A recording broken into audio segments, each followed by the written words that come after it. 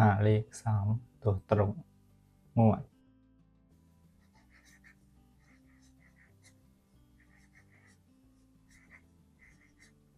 2 มกราคม 2569 ดูเลย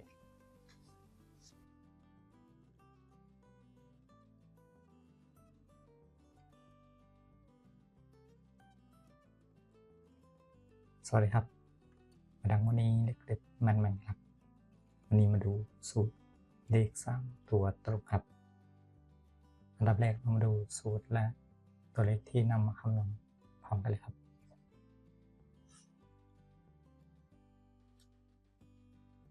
ตัวเลขที่นำมาครับ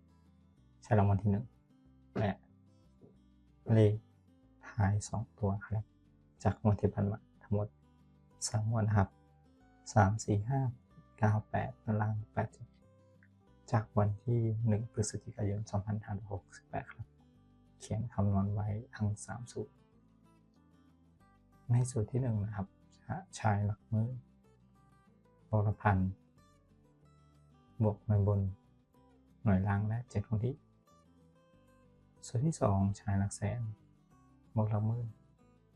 บวกหน่วยบน2ครั้งบวก10ล่างและ3คงที่ครับสูตรที่3หลักแสน2ครั้งครับบวกหลักหมื่น2ครั้งหลักร้อยและ3คงที่เริ่มจากวันที่1ครับสูตรที่1ได้4บวก5บวก8บวก7บวก7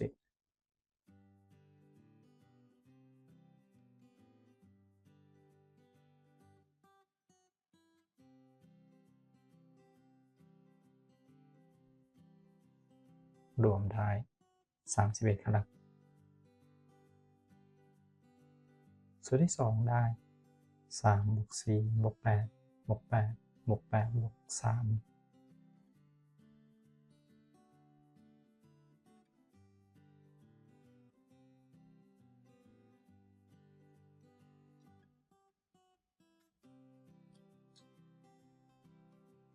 รวมได้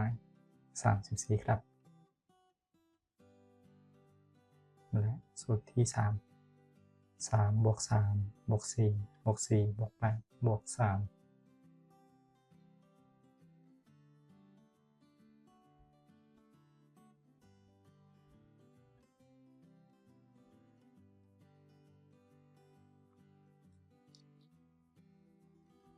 รวมได้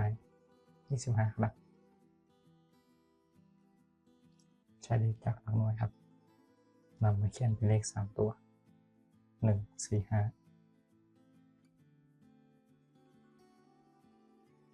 ตรวจสอบเลข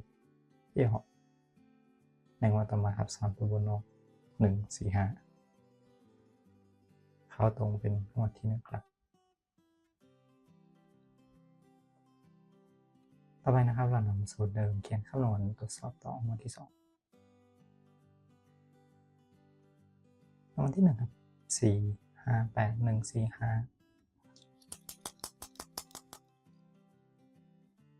และล่าง37นะครับในวันที่16พฤศจิกายนมาเขียนคำนวณครับสูตรที่1ได้5บวก8บวก5บวก7บวก7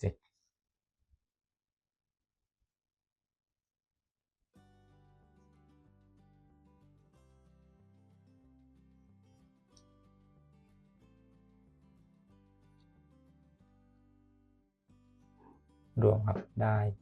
32สูตรที่2ครับได้4บวก5บวก5 2ครับ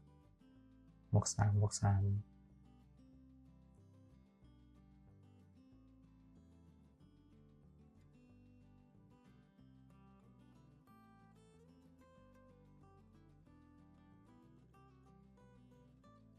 รวมได้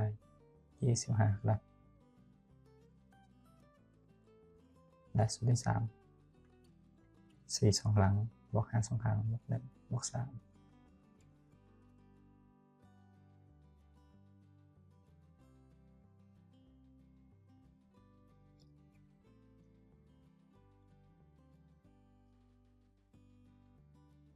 รวมครับได้22 ครบทั้ง3สูตรครับนำเลขหลักมาเขียนเรียงเป็นเลข3ตัว2 5 2ทดสอบกับเลขยาวนะครับข้อต่อมาครับ3ตัวออก2 5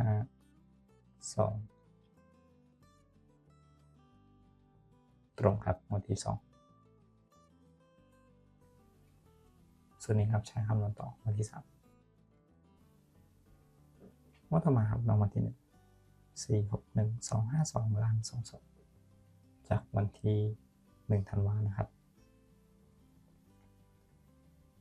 ใช้6ครับบวก1บวก2บวก2บวก7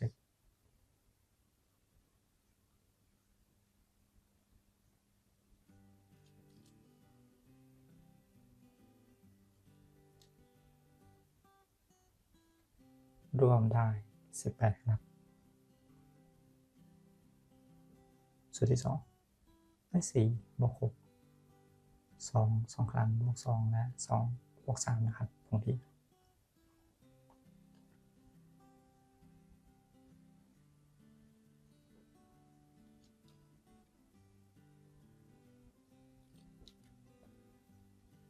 รวมครับได้19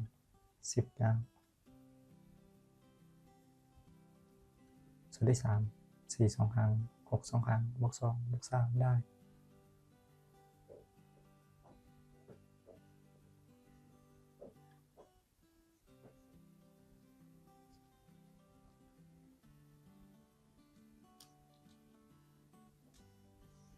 รวมได้25ครับ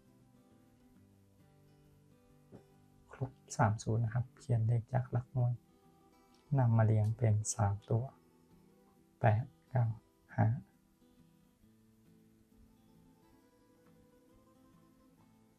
ทดสอบเลขยาวครับงวดต่อมา8 9 5ในวันที่16ธันวาคมนะครับได้ตรงงวดที่3ครับ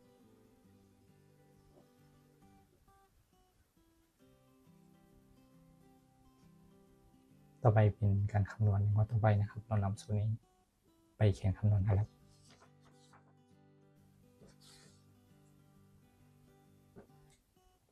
ตัวเลขที่นำมานะครับเป็นรางวัลที่1จากงวดที่ผ่านมาครับ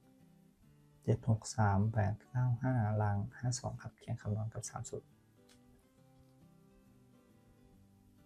สูตรที่1นะครับเป็นเลข6บวก3บวก5บวก2และ7ครับ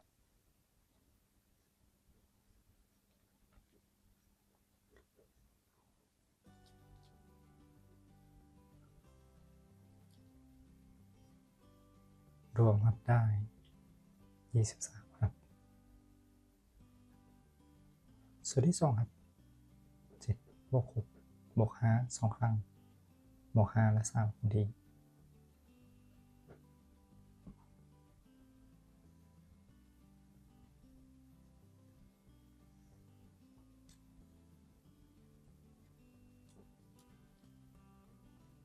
รวมครับได้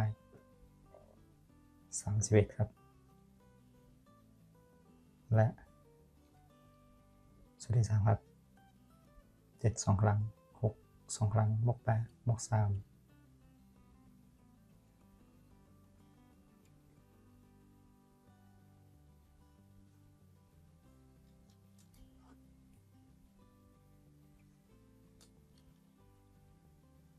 รวมครับ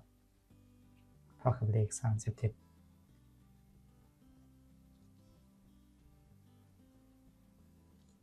จากบทท้ายเขียนเรียง3 1 7ครับ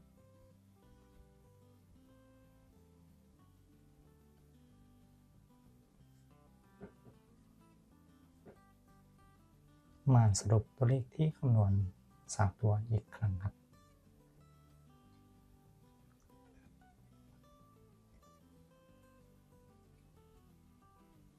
3ตัวตรงครับสูตรคำนวณได้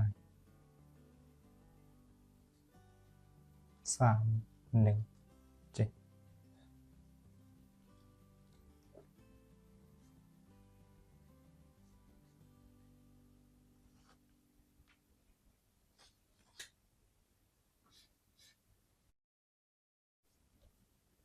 ก็ขอขอบคุณนะครับทุกท่านที่ติดตามรับชมรับฟังครับและก็อย่าลืมกดไลค์กดแชร์กดติดตามเป็นกำลังใจให้ด้วยครับสำหรับวันนี้ขอให้ทุกท่านโชคดีสวัสดีครับ